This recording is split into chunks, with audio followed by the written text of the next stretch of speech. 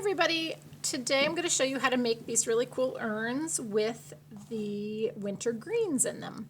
An urn is like a big pot. Sometimes you see them on front porches and different things. They come in all shapes and sizes. If you'd like to design your own urn, you're welcome to. I also have some tracers for the urn. To make something symmetrical, a great idea is to fold your paper in half.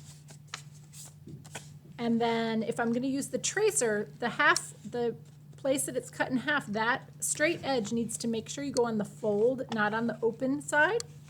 And these should fit pretty much right on there.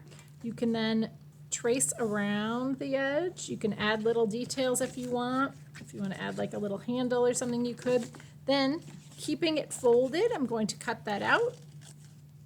And when I open it up, I will have a little symmetrical type urn. That you want to put some glue stick on the back of the urn and glue it right down at the bottom edge of your paper, right in the center. And next, you're going to be using a brown crayon to make the branches for your evergreen stems. So what I would do is make one straight up. And you don't want these too close together or you won't have room for the needles. You probably want about 5 to 7. So I would start like that, maybe make one over this way and one this way. You can do this part with pencil first if you're not sure. And then maybe I'll make one more this way and one more this way. But you want them pretty long and enough space in between that you can have room for the needles. All right, next, instead of painting these with a brush, we're going to be printing them. So we're using a piece of cardboard. And so all you need to do with this is dip the short end into the green paint and think about the way a piece of evergreen needles grow up at a V. So if I were you, I would start at the top and make a V. And then that sets the way that the needles will go all the way down. So I'm going to go down. Notice how many I can do without getting more paint. You can really get a fair amount of needles done with one dip in the paint. You don't want too much. That's really what happens, how they get messed up easily. You also don't want to be pressing down really hard with your cardboard. You're just tapping it on the paper lightly.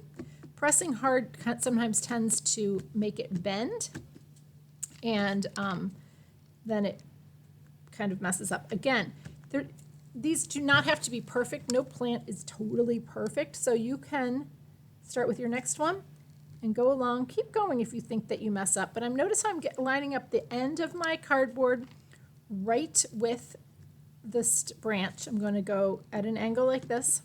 When I get down close, they're going to overlap a little bit. That's okay. So I can go right over this part and go right over this part. And then I'm going to keep going this way on all of my branches. Next, for the berries, you're going to be using the end of a pencil eraser. These are not the pencils that we're drawing with. Notice they're not sharpened. All you want to do is dip it in the red paint. And again, you might want to just tap it on the paper. And then you want to add a few berries. Try not to put them right where the green paint is really wet, because then it will pick up the green paint. So you can do a few here and there. If you do get some green paint on there, you can wipe it on your paper plate. Get a little bit more. And again, add your berries here and there. And the last step will be, if you'd like a bow, you can come up and get a piece of red yarn and tie it, and all it needs is a drop of Elmer's glue right in the center. Put it on there, and the whole thing will go on the drying rack. Have fun!